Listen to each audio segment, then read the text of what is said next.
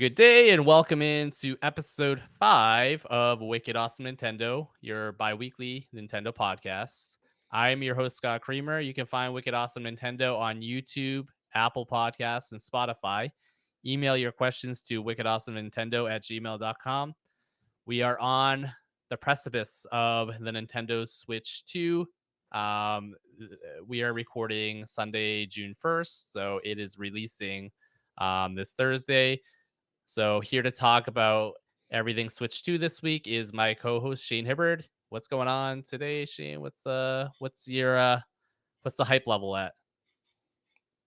It's pretty high. I think it's pretty high. Yeah. I mean, the calendar flipped to June and we're not far.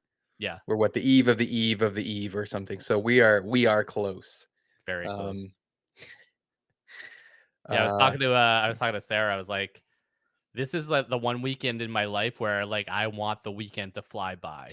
Like, it's like normally it's like, no, this weekend better feel like a week. But I'm like, no, I just want this weekend to be over. We only have 3 days, and then it's here. Like that's super exciting. it's not long before we're waiting in line for a couple hours to pick it up. Um Minimal work done that day, I think, Yeah, as we prep for the wait. I know it's Um gonna be tough. It's gonna be tough to get through the work week and get to Thursday, but we'll do it somehow. I got the my fraud alert from my bank calling me to make sure that I actually placed my 500 plus dollar order, and that was actually me that did it. So they gave me a call. I said yes. Please don't cancel that because I will cry if Welcome it gets fraud blocked. alert. Yeah. Yes. So I got that. I logged on to Best Buy. It said they're preparing it for pickup on Thursday. So I think I'm good to go, but I'm not gonna be until it's in my hands. I'm not gonna feel I'm gonna feel anxious. So Yep. Agreed. but Agreed. we got a pretty good show for you this week. Some might say a great show. We are gonna try to predict what the top 5 sales are in the eShop after 1 month for the Switch 2. We're going over the game key card situation.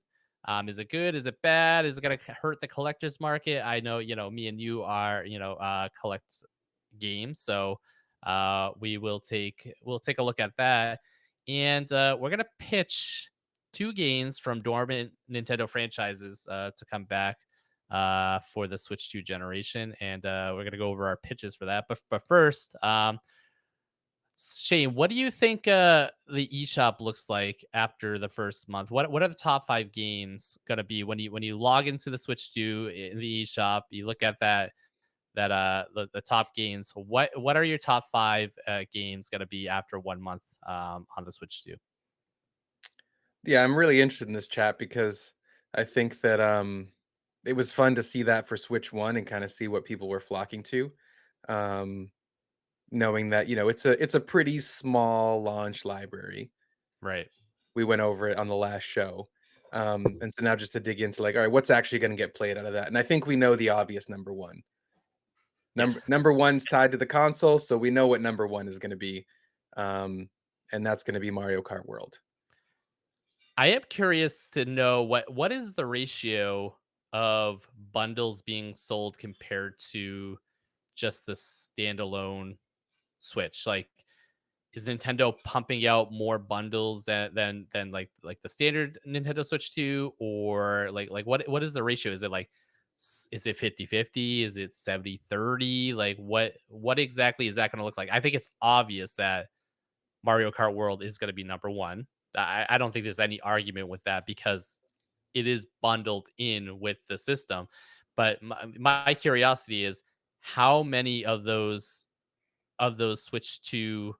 um those Switch 2 units, how many are the bundles and how many are just the standalone at launch?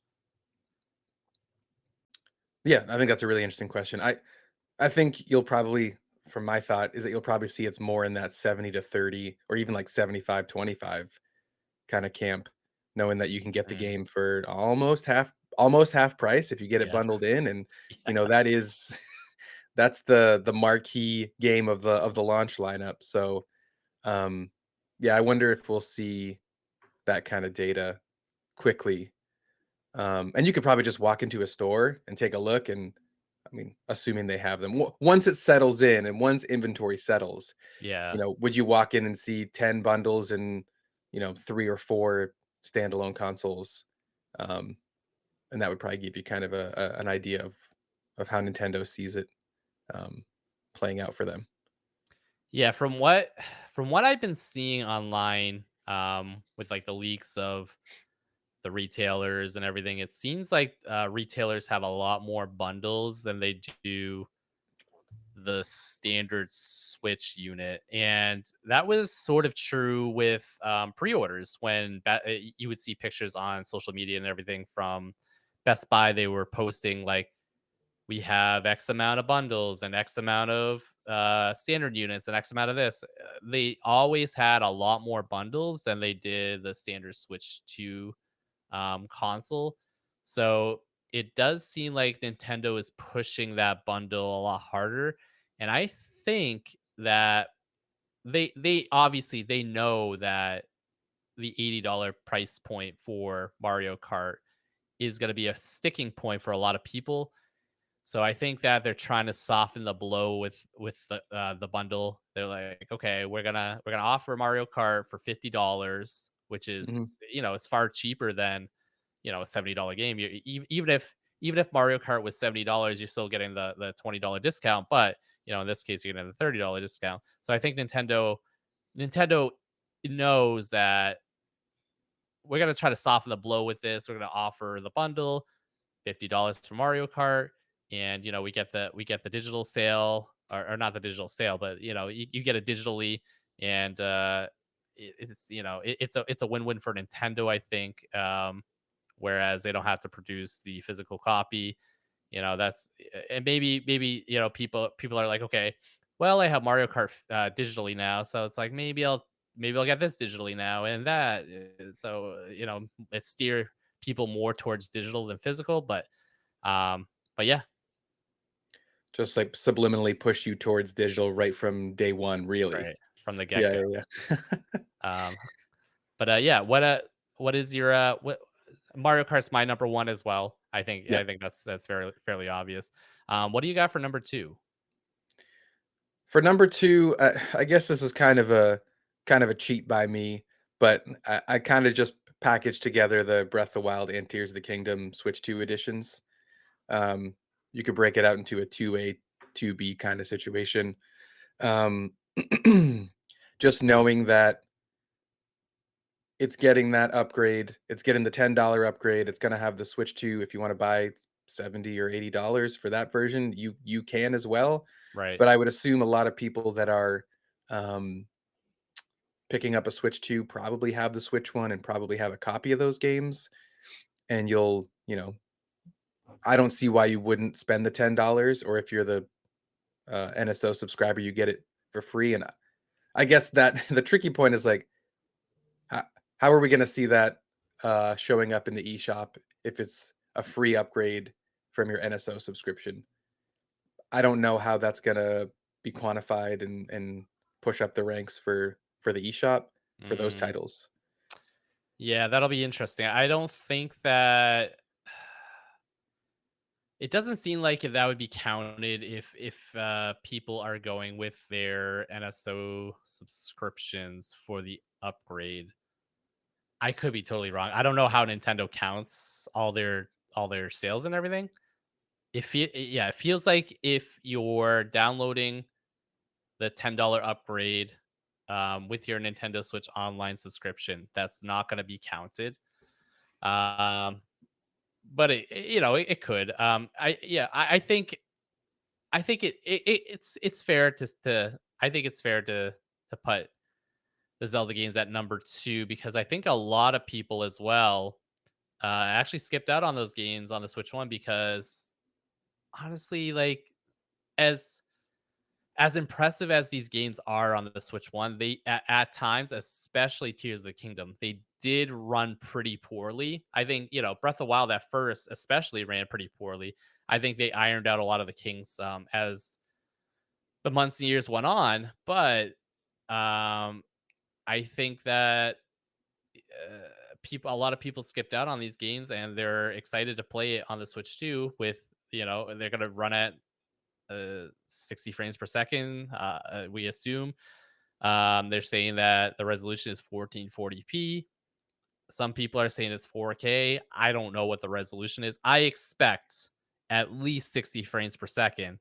And I expect at least 1440p. Those are my expectations, Mhm, but it could run at 4K.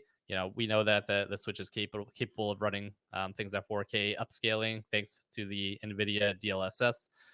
So I think a lot of people are going to pick up these games for the first time, and they're getting a great experience with holding out and playing these games in the best state possible. So I think yeah, you could see a reality where these games get pushed up to number two.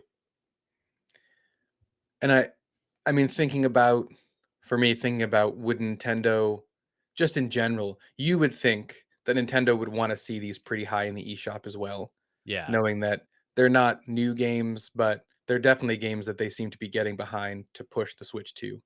right. So, maybe they'll make an exception and or, to how that they quantify download or whatever they're doing in the background to influence whatever algorithm drives their eShop. You would think they would want these games near the top when you're logging Yes, in, yes, um, absolutely.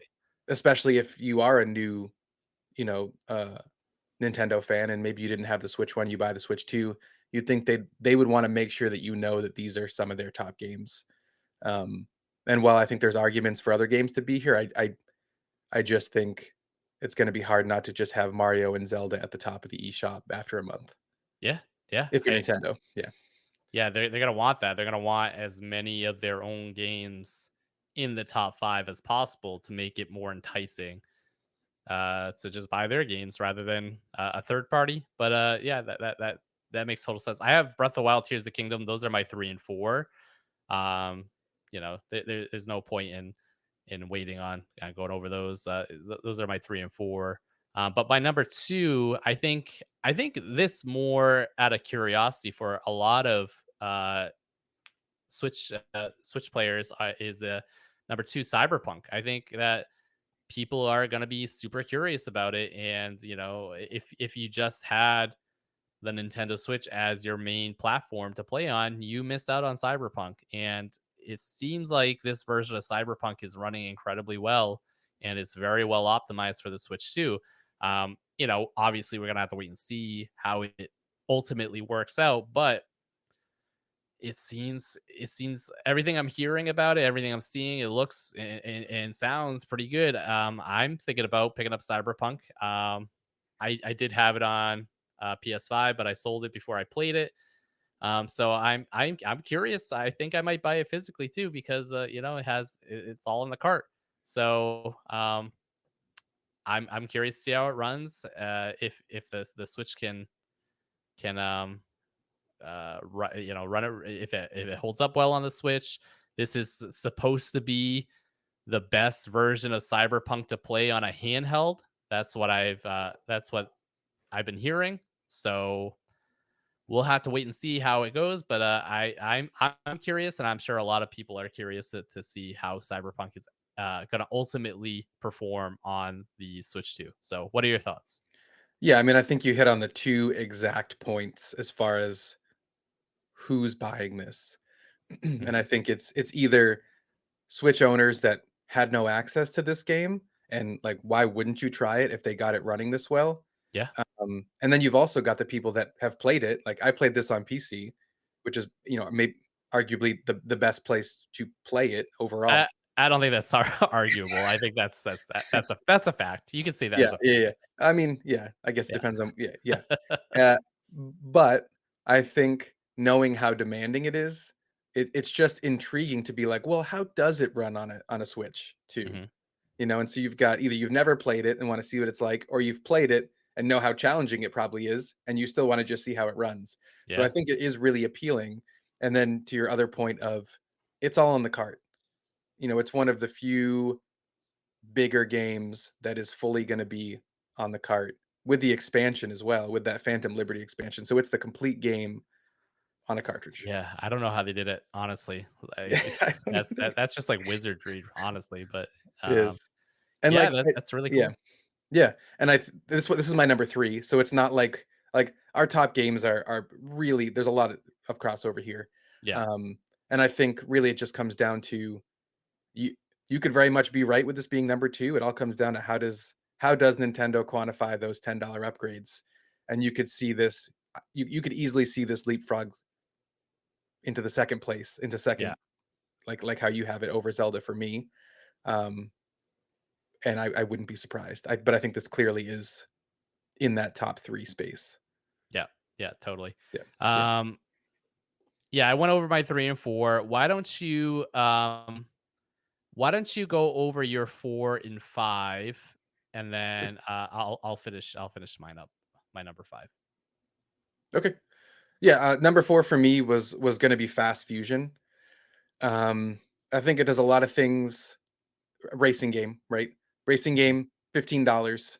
I think that $15 price tag is probably the biggest selling point for me for being a game that's just like Yes, it yes.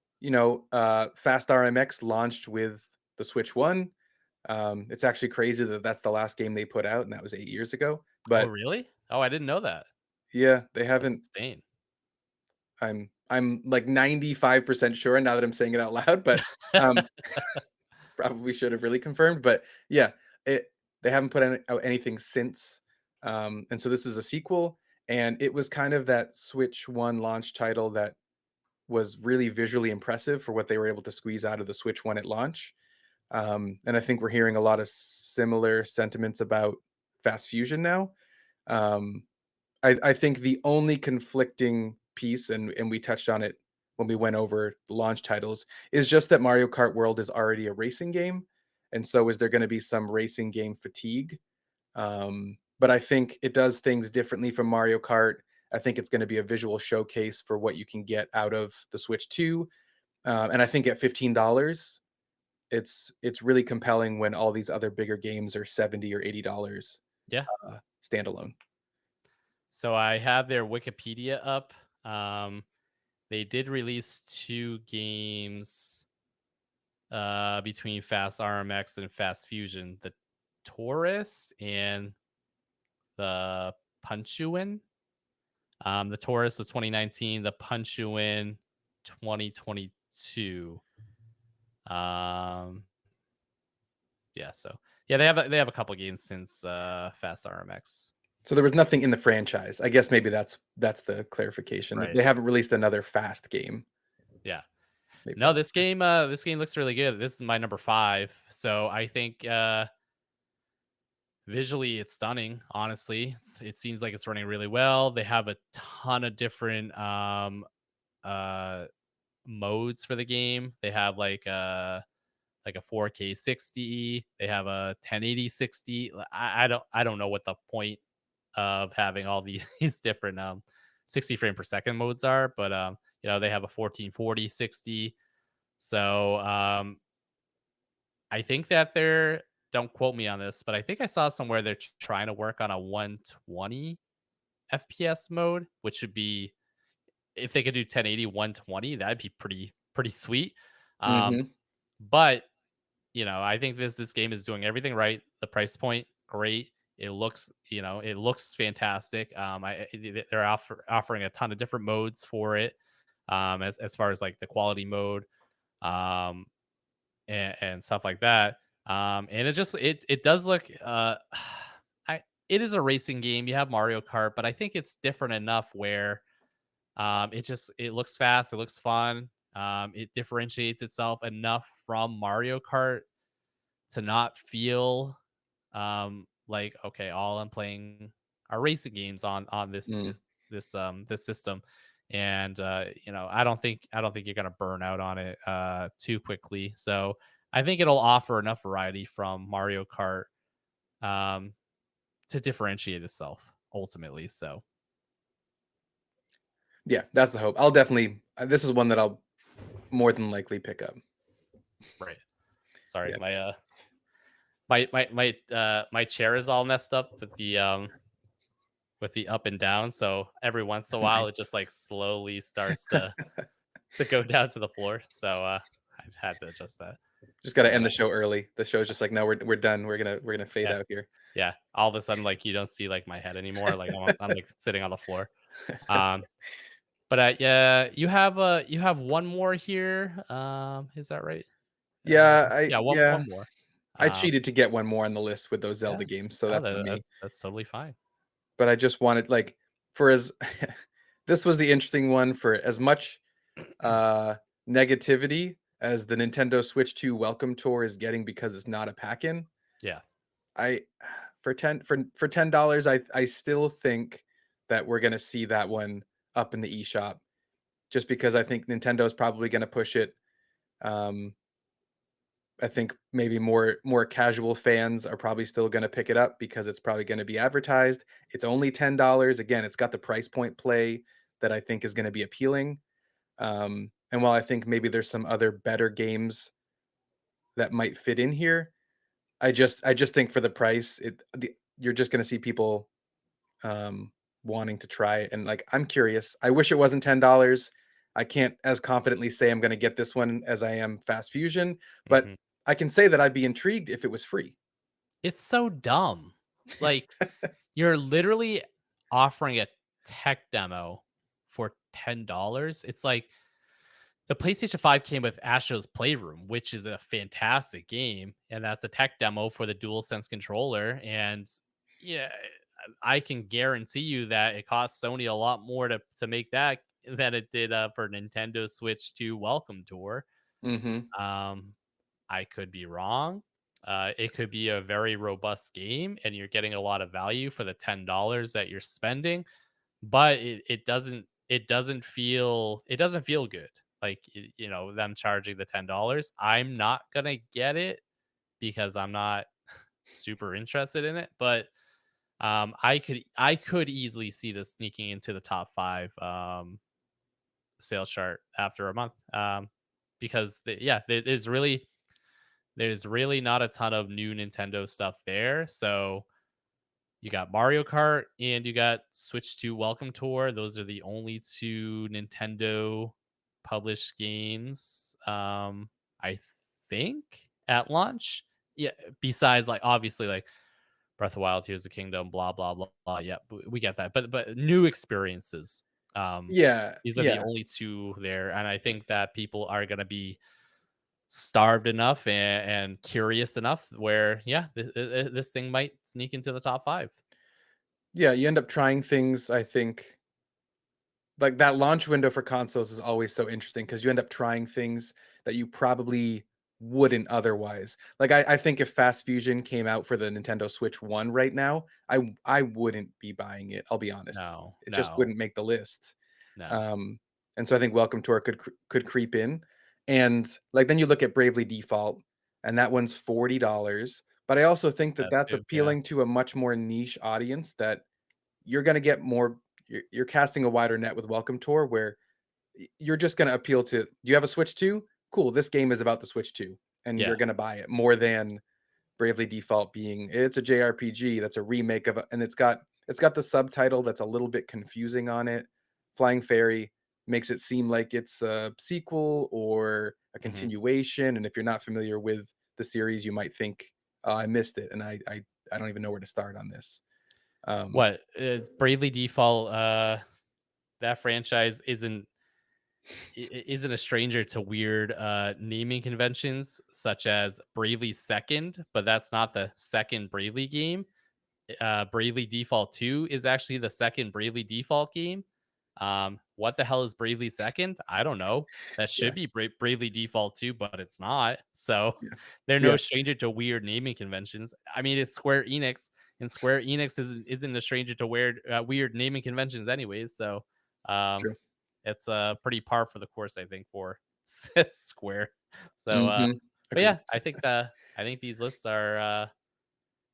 I yeah, I think it's reasonable to think that either of these lists could come to fruition. So Yeah, I totally agree. I think the rest is just a bunch of third-party support that could sell well, but I think you're just gonna see the sales get spread across too many different games where I played this one, but not this one, so I'll get the one I didn't, and I just don't think it's gonna prop them up to the top 5 as much as these others.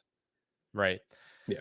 All right, cool. Yeah, let's move on to the bizarre, I guess, game key card situation. So it seems like at launch, Nintendo is offering two, um, I guess, storage solutions for the the game cards. They have a 64 gigabyte game card, and then they have a game key card where it's essentially just a launcher for the game, and then you have to download the entire game from the eShop when you put the cartridge into the slot. Um, and then you need to keep this game key card if you ever want to play the game ever again. If you sell it, then you need to rebuy the game on the eShop. So it's sort of an odd situation. I want to know what is your take on the game key card situation? Do you think this is a good idea, a bad idea? There's a lot of different threads that we can pull on this situation, but your high level thoughts. Do you think the game key card? Do you think these game key cards are good? Do you think they're bad? What are you thinking? I I think there's the big for me, it's just a big question mark that we just don't know, and it's just how expensive is the actual physical game cartridge? Right. You know, it has to be compelling enough that some of these smaller games would wanna go the the key card route over the full 64 gigabyte cartridge. And Hmm. so I think if this means that I think I have mixed feelings on the whole thing, honestly. Like if we're actually thinking about it, I don't really know how to feel because I don't think we have a good enough idea on how much support true physical cartridges are going to get. And based on the launch lineup, it seems like very minimal outside of Nintendo published games are going to be on actual cartridges. And it's going to be a lot of these key cards. Um, Yeah, basically everything you see for the launch lineup is a game key card minus I think it's Cyberpunk and I think the Marvelous games. So like the Damon X Machina game. And there's another one I can't remember the name of. I don't know if you know the other Marvelous published game that's gonna be I think coming out. is it a Um, Story of Seasons was on a physical game cart?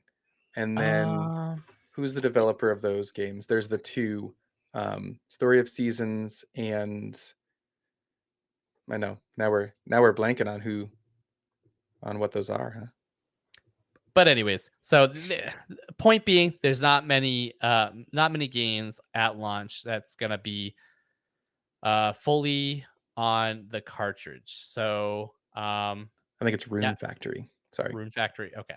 I believe. I also have mixed feelings on this because, from a collector standpoint, it's like, wow, this really kind of sucks because the full game isn't on the cartridge. But at the same time, it's like, well, at least I have something physically to put on the shelf. So I don't have to buy, the game fully digitally. But, essentially that game key card is a full digital game. And then if I ever get rid of this, I'm going to have to repurchase it on the shop anyways. So I have to keep this game key card forever just to launch the game. It is sort of a mess, and I don't know if obvious. I think it's obvious that these game cards are pretty expensive to produce. So Nintendo went out and said, "Hey, we have the 64 gig card, or we're gonna offer this game key card. So you could purchase one or the other. We're not gonna offer any more sizes because they're so expensive to produce." I think over time, as the technology advances and the years go on, and it gets cheaper to produce these game cards, Nintendo's probably gonna, they'll probably offer a cheaper alternative, be it a 32 gigabyte card or whatever, just to give that solution to third party developers so they can put the full game on the card rather than having these game key cards. And you see a lot of this backlash over the game key cards because a lot of people don't like the fact that they they don't have the full game on the card. Nintendo has already committed to putting all the full game of their games on the card. But a lot of these third party developers and publishers are just going towards the game key cards. So um, I don't know. This could go one of two ways.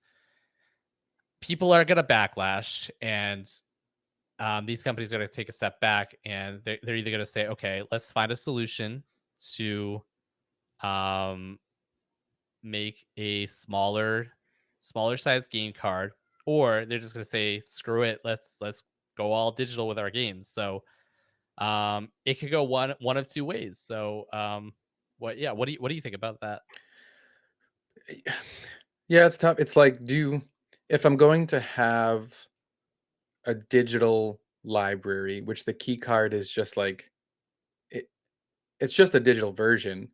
You just have your license key is just physical instead of digital. It's like, do I even if it's going to be digital anyway, would I rather just go digital so at least everything is in one place? Hmm. But you're not wrong in what you said about having that box on the shelf is like 90% of why I'd want a physical anyway. Like, how often am I going to replay a lot of these games as time goes on? Probably never. Maybe 10% I replay, maybe. Right. Yeah. And that might even be being generous, really. And at Um, least you have like a sense of ownership over that game, whereas like a digital game, like it's like you don't really. It's weird. Like I will admit, it's incredibly strange, but like at least like the physical game key card, you have. It feels like you have a little bit more authority over that than a digital copy of a game. Whether or not you do is a completely separate conversation. I don't know, but that's how it. I'm just saying that's how it feels to me. yeah. Yeah, yeah. And I mean, if we're talking in the future, if something happens and the eShop implodes and disappears and you lose all your digital games, it's gone and you don't have that at all.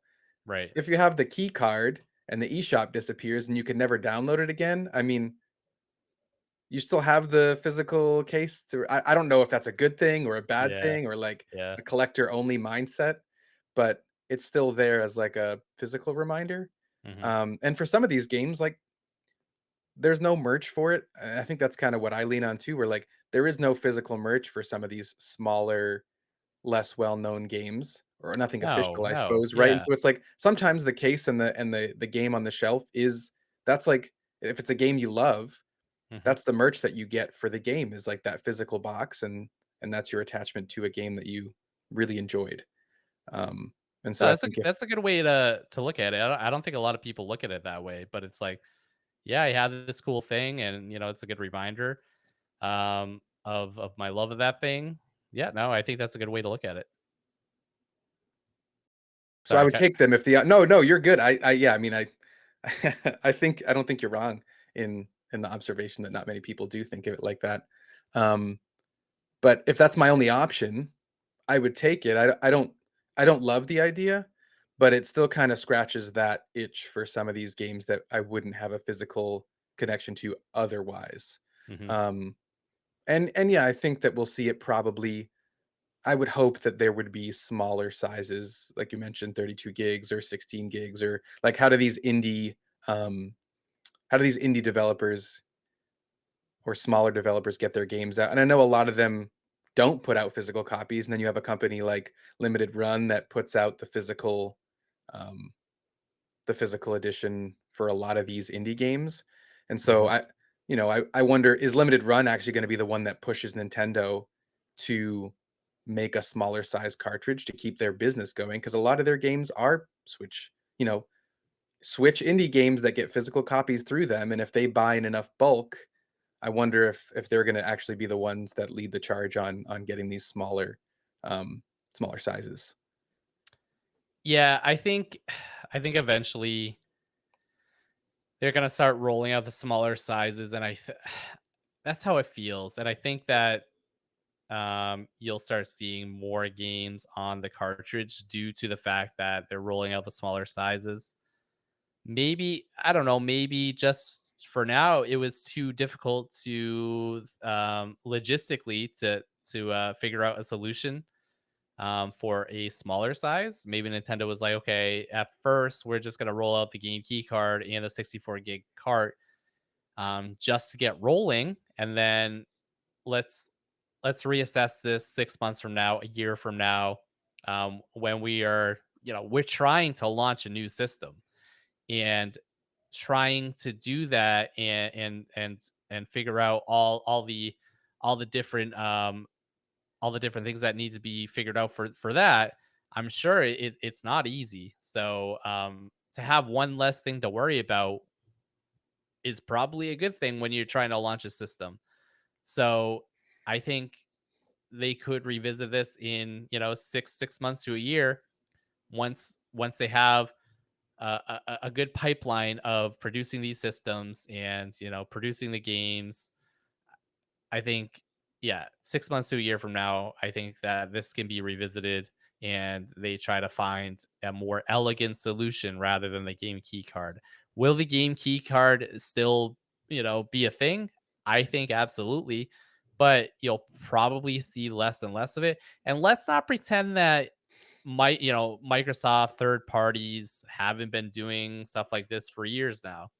As recently as Indiana Jones and, all the recent Call of Duty games have been just a launcher to download the game from the shop, and Mhm. it has like yeah, 500 megabytes on the disk or whatever. So, let's not pretend other companies aren't doing this, because they are. And I think people are, do these corporations deserve blowback when they do stupid things? Absolutely, but I think Nintendo is receiving a lot of hate for these game key cards, and I don't think people are considering that this has been going on for years. So maybe just, I'm not trying to defend the corporation or anything, but let's bring a little bit more sense into the situation, I think so. Right. Nintendo certainly aren't being the pioneers in the space of a physical, not physical edition. Right. Exactly. Yeah, yeah. And yeah, and I think it's um what was the other point we were talking about? I know we had a couple things that we had mentioned. Just you can't oh right, sorry. Pulling it together here. Thinking about like to your point of launching, like trying to launch a system with support. You're not going to want to walk into a store to pick up a Switch 2 and have 6 games on the shelf. Yeah. Right, like, you're not gonna want like, you need the more physical representation than just Mario, Zelda, and, whatever Cyberpunk being on the shelf and hope that people are gonna pick a Switch 2 up because they can play 3 games. Um, I think that they needed that way to physically showcase the launch assortment, and, yeah, if this was the best way they could do it at launch, it seems a little bit more like a temporary approach just to kick the system off. And yeah, we're not gonna see them go away. Certainly not. No. But I don't think we'll see I think we'll see it start to shift back to being a little bit more supported, and not like a 90% key card, 10% physical. I think we'll see it shift back to maybe a 70-30 or 60-40. Yeah. Yeah. I think that's fair. It's a band-aid for now, I think. Um any final thoughts on the game key card before we move on? No, I don't think so. I think it's just it oh, I remember my point. This was the point I was trying to think of. This is it. Here we go. And yeah, was you talking about the corporations and Nintendo isn't the first to do it, but I think that Nintendo was the last sort of like um beacon of physical collectors being Right. able to at least rely on, well, at least I can get the physical copy on Switch. And Mhm. it's like I feel like some people feel from the collector's sense feel a little bit threatened that oh no, physical collecting for games is going away. Once Nintendo gives up, the others are have already been trying to push us digitally for years.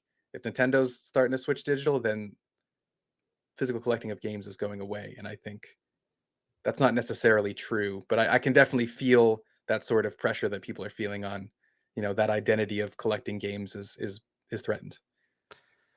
Yeah, I get it. I get it. It doesn't feel good, but it's inevitable. Like there is gonna be a point that we get to where everything is gonna be digital.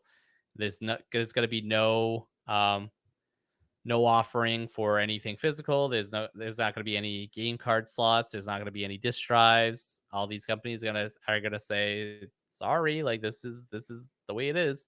And I am conflicted uh in this generation what as to what I am going to do. Like am I going to go fully am I going to stick with like mostly 95% physical, or am I gonna start shifting to digital games? I really don't know what the solution is. And that's something I've been wrestling with since the Switch 2 got launched or got announced. Yep, So yeah, we'll ultimately see how it goes. we will.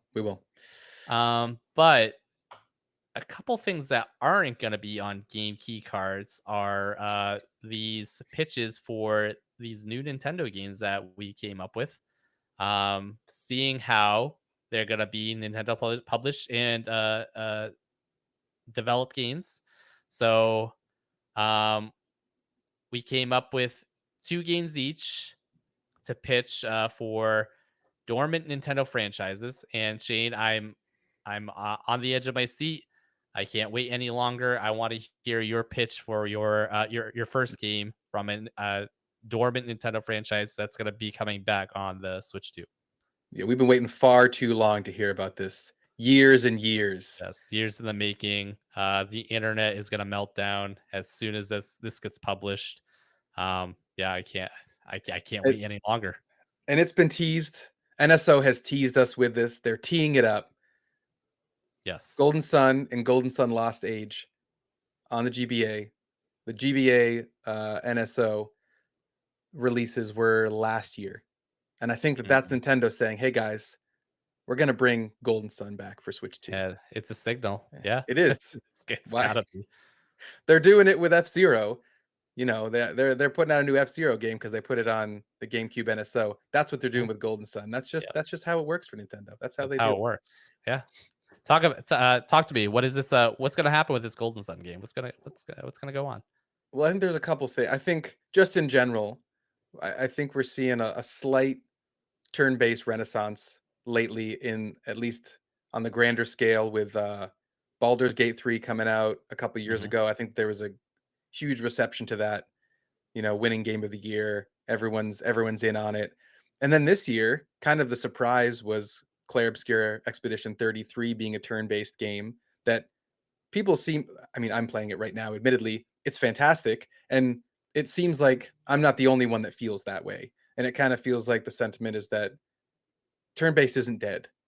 If you do it right, turn-based can be done well, and it can be done outside of just a JRPG, a traditional JRPG space. Sure. Yeah. And Nintendo doesn't have that representation. There's no true turn-based. Again, I guess we could point to uh the Mario games, and I guess, hey, this supports it even more. They Yeah, but pre-released I think Thousand Year Door, right? And they're yeah. okay with turn-based.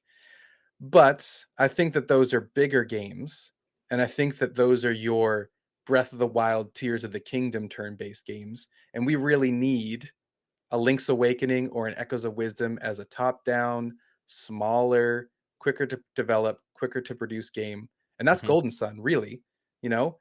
And Camelot is still pushing out games for Nintendo. They're working on the Mario sports franchises, so they're still around. You could just pivot They them are. and say, Yeah. "Hey, help us retake some space in that top-down JRPG space." Um, and Golden Sun, you've already got the franchise to do it. And I'll be honest, I didn't play Dark Dawn That's the last one that came out 15 years ago in 2010. I Right. didn't play it. I didn't have a DS, so I didn't play it. But from what I've heard, it ended on a cliffhanger. 15 years is a long time to wait for you to resolve whatever happened at the end of the 3rd game. Now again, you don't have to resolve it, you can just bring it back, but I would love to see Golden Sun 1 on GBA is my favorite GBA game, and one of the few games that I owned as a kid, so I would love to see the franchise come back, and I think that there's a space in the lineup for it. So what it sounds like to me is you're the reason why Golden Sun went away because you didn't buy it on the Nintendo DS. So if anyone is looking to place blame anywhere, Yep, yep, um, yeah, he's your man. I mean, I, yeah, I uh I don't think that any other argument can be made.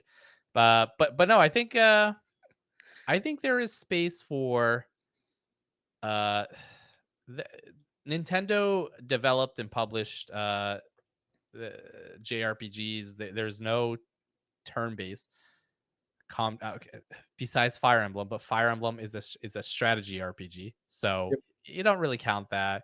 You have Xenoblade, but they have their unique battle system. So they don't really have a turn-based, and I don't really count like the Mario, it's Mario. Like let's do something a little bit different. Let's get Golden Sun back. You don't really have that sort of game in your library. I think Nintendo did a really great job of bringing back old franchises in the Switch One generation. So I think you know continue that momentum, bring back a game like Golden Sun, and I think you don't have to reinvent the wheel or anything. But I think that's a great pick. and I think that there's also an opportunity for it to, much like Clair Obscur, release for 49.99. Like, if it's a smaller game and Nintendo's trying to do some more dynamic pricing with, games being 80, games being 70, why not take advantage of that pricing model and put out some games that are $50 that are smaller, quicker to develop, and I think you'd see, um, maybe some more adoption to the series if the pricing is more compelling, and I think you Yeah, could do that with this. yeah, Go absolutely. ahead. I think Nintendo does need to start exploring that sort of spectrum of everything doesn't have to be a full price $70 game. You can, and they did a little bit with Mario versus Donkey Kong and WarioWare and stuff like that. I think those were probably more of an experiment to try to see like, okay, can we live in that space charging a little bit less than your full price games. D- don't charge 60 for it, Nintendo. Do 50. I think 50 is a pretty good price point. People feel pretty comfortable with the $50 price tag. Look at Claire Obscure. It's sold over 3 million copies. Um I know that Elder Scrolls Oblivion launched at the remaster remake, whatever you want to call it, that launched at 50. Seems to Mhm. be selling pretty well. So we have examples of these $50 games selling pretty well. And I think that's a space that certainly can be explored a little bit more. Sony has explored it with games like Miles Morales, and I can't think of. They have a couple others that I can't think of off the top of my head, but that $50 price point has been explored. I think it's compelling, and I think people are more willing to part with $50 for, and they understand that it's going to be a smaller experience. Except Claire Obscure is they could have charged a lot more than that. Yeah, $50 I think, but Yeah. that aside, I think $50 is a good price point for a smaller scale game. So yeah, I think that's a great pick. What's gonna happen, so I think it's a good pick too. Yeah, yeah, it's locked in at No this thanks to point. me, it's gonna happen, right? For my number one, I think, and you can make an argument this isn't really dormant, but I think it kind of is. We had Advance Wars 1+2 Reboot Camp on the Switch One. I think it only released in North America, if I'm remembering correctly, and I don't think the sales were very good. That was sort of like a messy launch where Nintendo was gonna launch it. I think it was in 2023, if I remember correctly. And then Russia decided to start a war with Ukraine, and then Nintendo was like, maybe releasing a game about war isn't the best idea right now. So I think it suffered from the delay, and they finally released it in no, they released it in 23. I think it was supposed to come out in 22. I could be I could be mistaken, but anyways, but I think that you can make a bigger scale Advance Wars. You take a page out of Fire Emblem where you have this overworld, this 3D overworld that you're roaming around. You're doing these side quests, and you're building relationships with characters. I think if you add that element into Advance Wars, because Advance Wars was just bouncing from mission to mission to mission, and you're not the story isn't super compelling. There's not a lot of meat on the bone when it comes to that.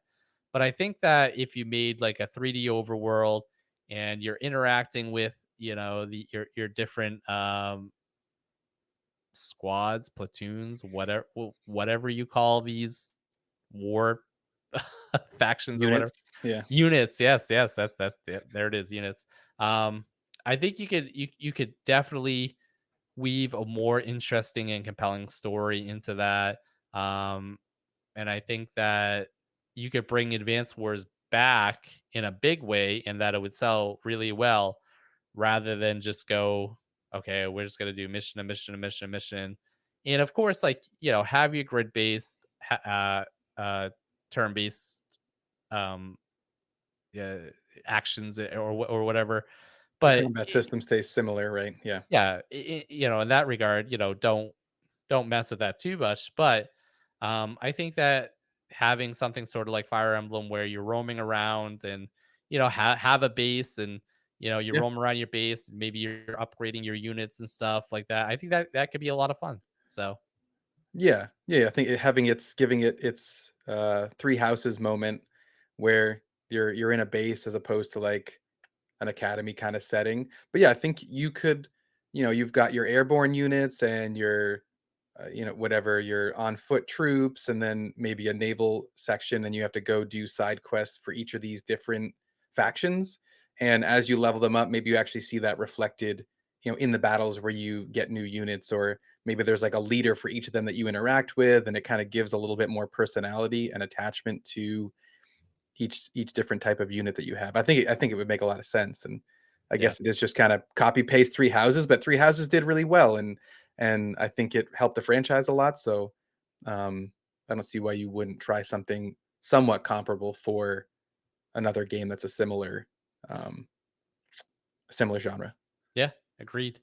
What is your number two pitch, Shane? What else are we seeing here on the Switch 2? Number two would be shifting to a different genre. There's minimal horror representation in Nintendo's portfolio. When our scariest game is Luigi's Mansion 3, we're light on horror. And I It think was pretty spooky, so I don't know. yeah, right. Depending on who you ask, that could be the scariest game I've ever played. Yeah. Um, for me, I could use a little more. And Nintendo's got one game that they could create a sequel or spiritual successor, whatever you want. We need Eternal Darkness 2, or we need Mm. Eternal Darkness spiritual successor. And I think the biggest reason for me, knowing that the developer Silicon Knights is long gone, Nintendo still owning the rights to the IP, then letting the rights expire. Um, Well, we don't know if it would they ever. still own the rights, they just don't own the trademark. So, um, Right, right. What they clearly they don't care about it. no. So it doesn't have to be Eternal Darkness 2. Really, I Right. think is where was kind of the big pitch here, is that we're missing a horror game. Nintendo usually tends to release and publish one mature rated game per console generation. We saw it with Eternal Darkness. We saw them revive Famicom Detective Club, that Emio the Smiling Man, just last year for the Switch. So Well, they they're got not Bayonetta. opposed. I suppose. I Yeah, they suppose they published Bayonetta, so they did. No horror there. Well, no depends on what horror, your but type of yeah, horror is, but yeah, um, yeah. they'll do. Yeah, could be. I don't know. I don't know what freaks you out, but um, I think there's an opportunity to take what made Eternal Darkness special with their sanity effects and um, knowing that you turn on the game. Quick pitch for Eternal Darkness one. You turn it on, and mid game the screen would just go to black, and it would pop up video input, which we know that's something that's that's long gone. That doesn't Yeah, exactly that's a translate relic. to a yeah, you know, video signal input, making it seem like your TV broke, but you could still hear your character getting killed in the background, or just kind of like playing with your volume and dropping the volume down, or going to save your game and it says save deleted instead of saved, and making you think that you lost all your save progress. I think that those sanity effects were one of the most interesting pieces of the game, and I think now you've got this hybrid mobile traditional console. I think you could do a lot of interesting things um, with the Switch to make a horror game that kind of scratches those same quirky sanity effects that Sure. the first one did, where, maybe your Switch is docked, and then all of a sudden, while it's docked, it switches to handheld mode while it's in the dock, and you can hear your character get, similar to that video input. I think we do, you do something where it switches to handheld, and you're sitting on the couch, and you can hear your character being killed off, and you got to run up and jump and grab it from handheld, or playing around with rumble effects where, what if all of a sudden the rumble goes back and forth and is freaking out on the controllers and for no reason, there's nothing on the screen. Who knows what they could do with the mouse mode. I don't know. I just think that making a horror game that taps into all the new features that the Switch 2 has, that plays on that sort of sanity thing that the GameCube original did, would be fun to see. Yeah, I think, Nintendo is definitely lacking when it comes to horror games. Um, I get, Metroid, like the 2D Metroid has like very light horror-ish themes in it, but like nothing like Eternal Darkness. So I think that adding a game like this would be beneficial, and I think it could sell pretty well.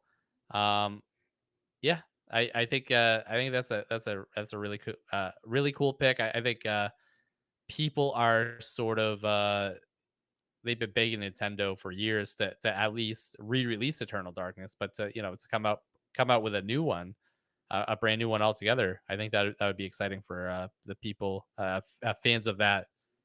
I don't want to call it a franchise, but fans of that game Mhm. that have been asking for so long. I think yeah, that'd definitely be exciting. Do you think it comes to NSO? Do you think they're able to get it on there? Yeah, that's a really good question. I think the thing that holds that game back from being re-released is the sanity effects, where it messes with your the volume, and you see the in old school TVs had like that sort of volume meter, like the green, like going up and down. And I think Nintendo probably feels that a lot of that stuff is outdated and people wouldn't understand it. Nintendo's weird about stuff like that.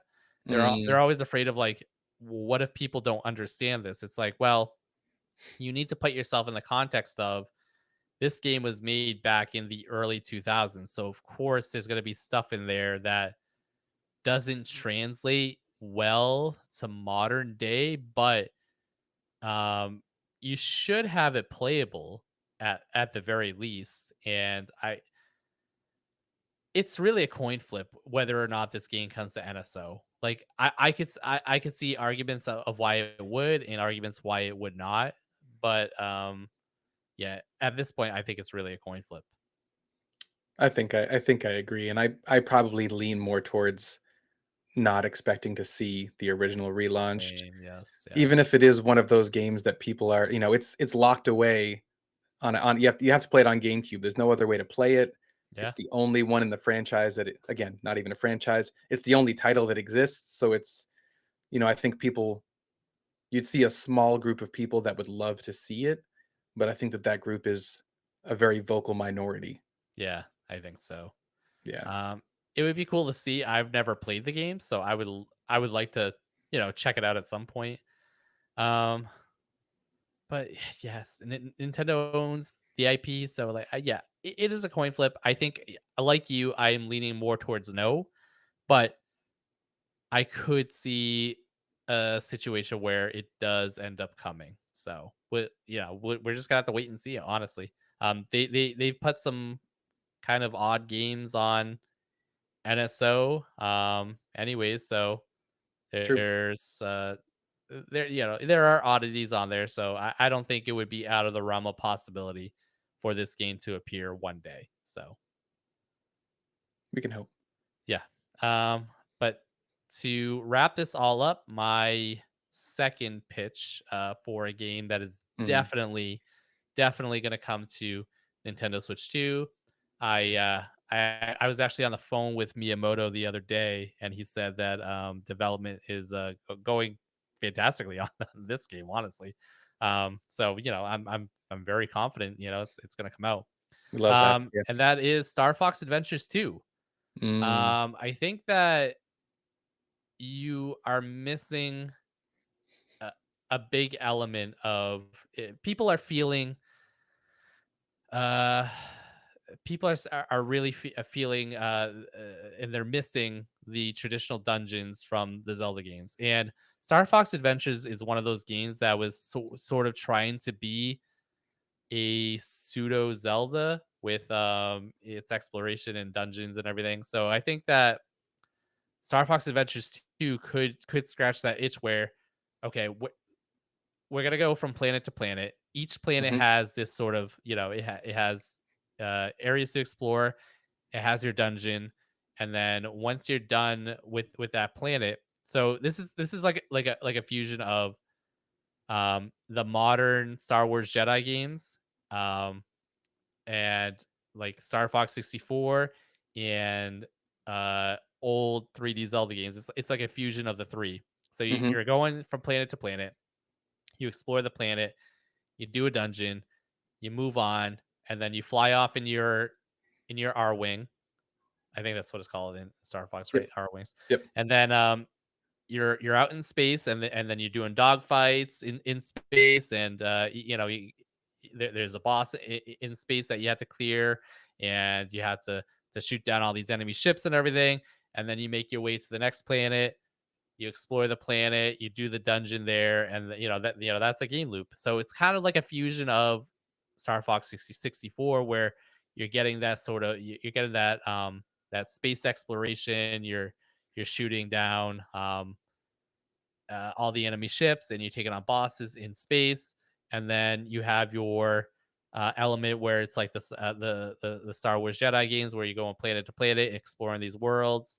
And then the traditional 3D Zelda dungeon template comes in, where on these planets, each planet, you're exploring these dungeons, and then you have the key items in the dungeons that you have to get use to get through the dungeon, and that's how you complete the game. And I think that that's a good way to bring back Star Fox, where you're not you're not just retreading the same ground over and over again. Star Fox needs a reinvention if Mhm. you want to bring it back in a big way. And I think this is the perfect way to bring back Star Fox, where you have your 3D action adventure, and then you're marrying that with your traditional Star Fox. So you kind of get two games in one. Um, so I think that is the best way you're gonna bring back Star Fox, in my opinion. But what are your thoughts? Yeah, I mean, I think this is probably the one out of everything we've talked about that I would feel the most passionate about and the most excited to see. As you said, it's a reality, so it's the one I'm the most excited for. I just Yeah, don't know when it's coming out. yeah, Um, but yeah, I think the the Star Fox formula in modern times, if it was a true Star Fox 64 successor with it was just space dogfighting, it just gets a little stale. Mhm. And I think this would be a really nice way to like honor where the franchise came from with those, dogfights in between more traditional worlds and open areas, Yeah. but also bringing it into a modern space where you don't get too tired of it and you're, interacting um, with Fox as a character more closely. And I think that the Star Wars Jedi series is a really good comp for it, where I think if it did something similar to that, maybe mixing in more gunplay than physical combat, Yeah. but Yeah. in the way that you hop planet to planet, and there's some platforming in there, and then it's more like the dogfighting is the break in between the greater missions where you still get it, but it's not only that is that's the biggest selling piece I think for me, where you're marrying everything you'd want in a Star Fox game. Yeah, and, you can beat a Star Fox game in, like, 2 hours, so you can still have a full-fledged quote, unquote, "Star Fox" game Yeah, in this game, but, you have the full you're just marrying the 2 together, Star Fox Adventures and Star Fox, where you are getting your Star Fox game. It's yeah, all in here, but you're also going to these planets. You're also, you have all this exploration, and maybe there's a planet you stop on, and there's a full scale ground war going on where you have to hop into these different units like in the GameCube. I think it was Assault, right, on the GameCube. yep, yep, You're hopping into these vehicles, and you have this ground war going on, and y- you could take it in a multitude of directions, and I think that would shake up the franchise enough, and then you're also sort of staying true to it and giving people what they want. But in this day and age, you can't make a 2-hour video game and charge $70 for it. It's just, I mean, you could, but it's not gonna last. And I right. think that Star Fox is a franchise that needs to be shaken up in a big way for it to be able to come back. So Totally agree, and I think it's a space in Nintendo's lineup that they don't have that sort of just true adventure sci-fi game. yeah, Metroid is the closest that we get, and Metroid isn't isn't I love Metroid, but I wouldn't say it's, like, fun and lighthearted, no, where I no, think you could make Star Fox, like, a fun and lighthearted, like, space adventure.